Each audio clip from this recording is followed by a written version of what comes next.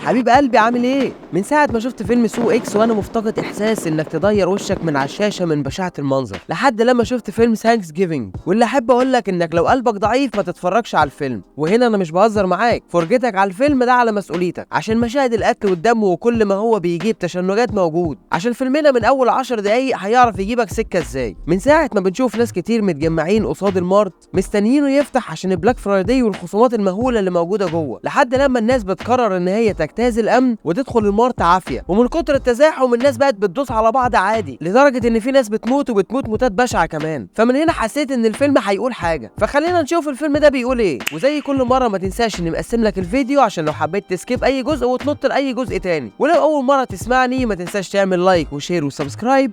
وده حسوبة توكس.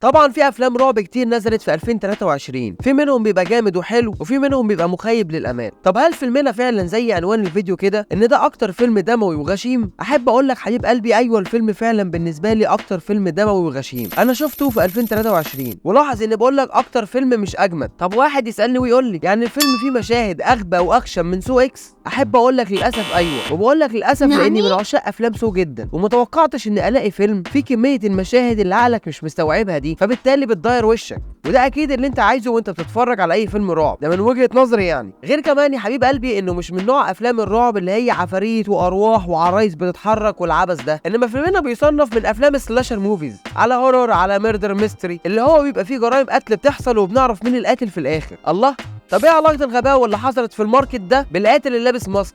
بص بقى يا حبيب قلبي، اول الفيلم زي ما قلت لك بيكون في ناس كتير متجمعين قصاد الماركت عشان البلاك فرايداي، ومستنيين الساعه تيجي 12 عشان المكان يفتح، وبالتالي بيكون في سكيورتي تبع المكان، والمفروض هم اللي بينظموا وبيأمنوا الناس اللي بره، وبيكون معاهم كمان شرف المنطقه اللي هو من الشرطه وكده. وبنشوف مجموعه شباب بيدخلوا المكان قبل الناس اللي بره، وواحد من الشباب دول بيفضل يغيظ في الناس اللي بره دول. طبعا انت بتسأل نفسك سؤال، هم ازاي مجموعه الشباب دول دخلوا قبل الناس اللي بره اصلا؟ احب اقول لك ان في واحده من المجموعه دي بتبقى بنت مالك الماركت، فطبيعي اخدت صحابها ودخلوا عادي. ودول مجموعه الشباب اللي هيدور عليهم فيلمنا، وبالاخص شخصيه جيسيكا. طبعا بعد ما الناس اللي بره بيشوفوهم دخلوا بيتعصبوا جدا وبيدخلوا الماركت عافيه، وهنا بتحصل المجزره دي. كل ده بيحصل في يوم الثانكس جيفنج اللي بيوافق اخر خميس من شهر نوفمبر.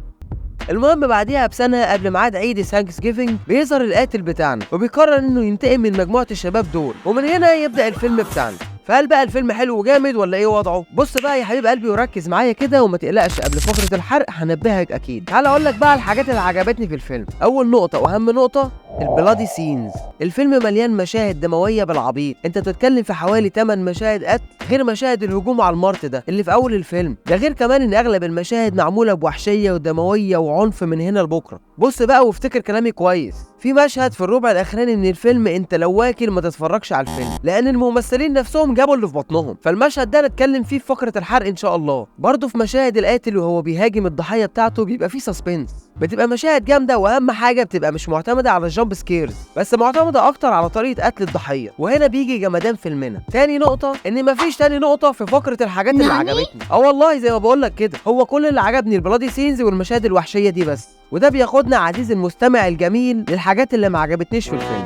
ان الفيلم هو نفس فيلم سكريم يا جماعه، نفس فكره القاتل اللي لابس ماسك، نفس فكره جروب الشباب، نفس فكره اننا مركزين على كاركتر معينه وعايزينها تبقى سيدني بريسكوت في سكريم. يا جدعان ده حتى هو نفس الكلام هو بيتقال، ده انا مش عايز اقول لك على التقيله بقى، بس خد عندك الممثل اللي بيقوم بدور الضابط وبيحقق في جرائم القتل في فيلمنا هنا هو نفس الممثل اللي ظهر في فيلم سكريم 3، وجيس وات بيقوم بنفس دور الضابط برضه. ده غير كمان كل فيلم رعب دلوقتي لازم يعمل لك فوكس عن تأثير التكنولوجيا في حياتنا، وزي القاتل ممكن ياخد النقطة دي كأفضلية ليه، زي مثلا انه يعمل شاتنج معاك، او يعمل لك منشن في بوست على الانستجرام، او يقتلك لايف على الهوا كده. فكل الكلام ده اتهرس قبل كده من ايام سكريم 4 اللي سلط الضوء على الحتة دي اصلا، والكلام ده كان 2011. حاجة كمان عايز افهمها، ليه طالما في قاتل وماسك وخلاص الفيلم ماشي على نفس نهج سكريم، الاقيه مرة واحدة يقلب فاينل ديستنيشن؟ فانت هتشوف بنفسك وهتفهم. فالميكس ده كان ويرد وعجيب بالنسبة لي، انك تشوف فيلم جديد واخد طابع سكريم في حاجات كتير، على سنس فاينل ديستنيشن، على مشاهد عنيفه وبشعه زي سو، فخليط غريب كده. مش معنى كده انه ضايقني، لاحظ ان احنا في فقره حاجات ما عجبتنيش مش فقره حاجات ضايقتني، وهناك فرق كبير حبيب قلبي.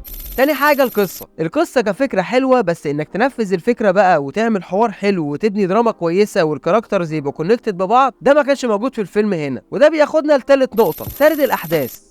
الفيلم حسيته مصمم ان هو يتوهك من اول مشهد افتتاحي للفيلم وانت عمال تشوف في ناس كتير وبتبقى مش فاهم مين بيودي على فين، لحد لما شويه شويه بتبدا تربط الدنيا ببعض. فالمفروض في فيلم زي ده ابقى بربط الدنيا ببعض بس من حيث الاحداث عشان ابقى فاهم الفيلم، مش ابقى بربط اسامي الشخصيات عشان بس احاول افهم، فتوهان شويه كده. رابع نقطه، الممثلين والشخصيات. الفيلم حاول انه يخليك تتعلق بالشخصيات، بس للاسف فشل في النقطه دي، لان زي ما بقول لك الفيلم مليان مشاهد قتل، فده غطى على القصه وعلى سرد الاحداث، فبالتالي ما كانش فيه مشاهد كفايه او ذو تاثير تخليني اتعلق بالشخصيات. وزي ما قلت لك ان كل شويه الفيلم يحاول يتوهك ويظهر لك شخصيه جديده كل شويه، فاللي هو ايوه ركز مع مين انا دلوقتي. فبصراحه هم كام شخصيه بس اللي لفتوا نظري في الفيلم. اداء الممثلين نفسه بقى مش قد كده، ومنقيين جروب شباب من اغلس ما يمكن. ده حتى اداء بطله فيلمنا اللي التركيز عليها في فيلمنا هنا ولا حسيت باي اداء ولا مشاعر خوف ولا الهوى، فتحسها بري لارسون في نفسها قوي. فبرضه هم كام واحد بس اللي حسيت ان هم واخدين الموضوع بجديه اكتر. خامس نقطة معانا النهاية. نهاية الفيلم بصراحة هي اللي عجبتني جدا، ولاحظ اني بقول لك النهاية مش مشهد النهاية، لان فيلمنا هنا من الربع الاخراني من الفيلم او بالظبط كده من اول المشهد الغريب اللي قلت لك عليه من شوية بيبدأ بداية النهاية اللي من اول هنا وانت مش هتحس بملل تماما، ده من وجهة نظري. سادس حاجة التويست. طبعا التويستاية في الفيلم هنا انك تعرف مين اللي بيقتل في الاخر، وللاسف وانا طول ما انا بتفرج وانا عارف مين اللي بيقتل، وبصراحة ده مش ضعف منهم، بس هو احساس كده جالي وانا بتفرج ان هو ده او دي اللي بيقتل، فخلاص اللي حصل بقى هنعمل ايه؟ وخلي بالك في مشهد تعري كده مش لطيف، هسيب لك توقيت الحته دي في الديسكريبشن، او ممكن تنزل الفيلم كات وخلاص، وهسيب لك برده لينك شورت فيها بريف عن افلام سكريم، وهتلاقيني عامل لك مراجعه سو اكس كمان في الاي اللي ظاهره فوق دي. فما تنساش تشترك في القناه بقى ولايك كلمتين لو لسه قاعد معانا في الفيديو. طب هل بقى بعد كل الحاجات اللي مش عجباني دي الفيلم وحش يعني؟ احب اقول لك بص، هو مش وحش ومش حلو، هو فيلم عادي مش فيلم تقيل، فاللي هو يعتبر بتاع الموفي نايت وخلاص. ده لو جايه معاك بفيلم رعب يعني، فالفيلم ده هيبقى ترشيح حلو ليك. فلو انت بتحب افلام سلاشر وبتحب افلام سكريم وفاينل ديستنيشن وافلام سو، فاكيد الفيلم ده ليك، لانه بيجمع حاجات كتير قوي من الافلام دي، لانك قدام جرعه مكثفه من المشاهد الوحشيه والقتل العنيف والغشامه معمول لهم ميكس كده مع بعض. بس لو بتدور على قصه جامده وفيلم تقيل، فده مش موجود في الفيلم، وياخد معايا 6 من 10. فالستة دول على البلادي سينز والبوستر الجامد والافتتاحيه الحلوه للفيلم. وتعال نتكلم بقى شويه بحرق، فاحذر عشان هدخل في الموضوع على طول. فلو لسه ما شفتش الفيلم اثبت مكانك يا جدعان، مش كده، الراجل ده انهى زبده ورش ملح وفلفل وشواها، لا وايه على درجه سوا معينه عشان تبقى جوسي من جوه، وحطها مكان الديك الرومي كمان، وبعديها جاب السكينه وهاتك يا تقطيع في فخده الست، وكمان بيحط لابو جيسكا سلايس كمان. انا اقسم بالله كنت هرجع زي ما ابو جيسكا رجع كده بالظبط. لا ده لسه بص جحاقه كمان، ده كان حاطط البنت المشجعه دي في التلاجة عشان لما يجيبها ويقعدها معاهم على الترابيزه يبقى الدم بتاعها ساقع ولذيذ ويبقى محتفظ بالستيم بتاعه. لا مش كده بصراحه، المشاهد دي كانت مفاجاه جدا بالنسبه لي. تعالى لي بقى للتويست وان القاتل بيطلع الظابط. بالنسبه لي ما كانتش مفاجاه، اقول لك ليه.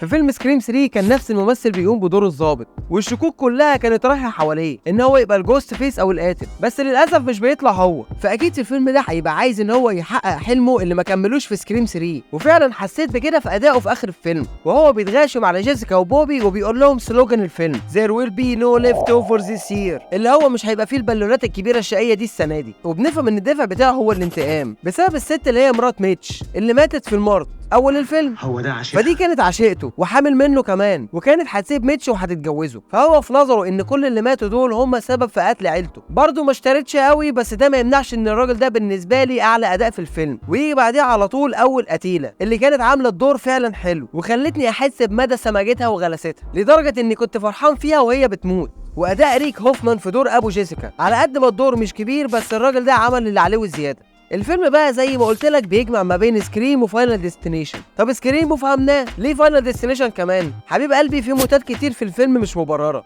وما قامش بيها القاتل بتاعنا اصلا، زي مشهد المارت اللي في اول الفيلم بصراحه كان اوفر، وما اعتقدش ان حاجه زي كده ممكن تحصل في الحقيقه، واننا لسه ما وصلناش اكيد لهذا الجانب من الهمجيه، اننا نشوف ناس بتموت وواقعه في الارض واحنا بنجري نتسابق على اجهزه عشان عليها خصومات، مش واقعيه ابدا يعني. فكان في مشاهد كتير في الفيلم تحسها فاينل ديستنيشن. واللي يثبت لك كده كمان مشهد تاني لما كانوا بيحتفلوا بعيد ثانكس جيفنج في العربيات وسط الناس، برضه في راجل مات بسبب حادثه، والموتة بتبقى بشعه كمان، فدي برضه موتة مش مبرره وفاينل ديستنيشن 2 في نفسها قوي يعني. في بقى شخصيات كتير حشر في الفيلم كده على الفاضي، واللي دي عن طريقها المخرج بيحاول يستخدم النغمه الجديده دي، ان هو بيبقى معتمد ان المشاهد ذكي وعارف انك طول الفيلم بتحاول تعرف مين القاتل، وهو فعلا بيحاول يضحك عليك طول الفيلم عن طريق حشر الشخصيات دي. زي مثلا لما جاب لنا الممثل ده لما اداها الخاتم وقال لها انه بيجيب الحظ وبتاع. طبعا هنا عايزه نفتكر ان الخاتم ده تراكر بقى، وان الشاب ده هو اللي بيقتل، بس في الله كل ده طبعا على الفاضي. والمشهد لما الظابط خلاص عرف ان هي عرفت ان هو اللي بيقتل، وهوب من ظهره بيتضير كده ويقول لها you should see the look of surprise in your face.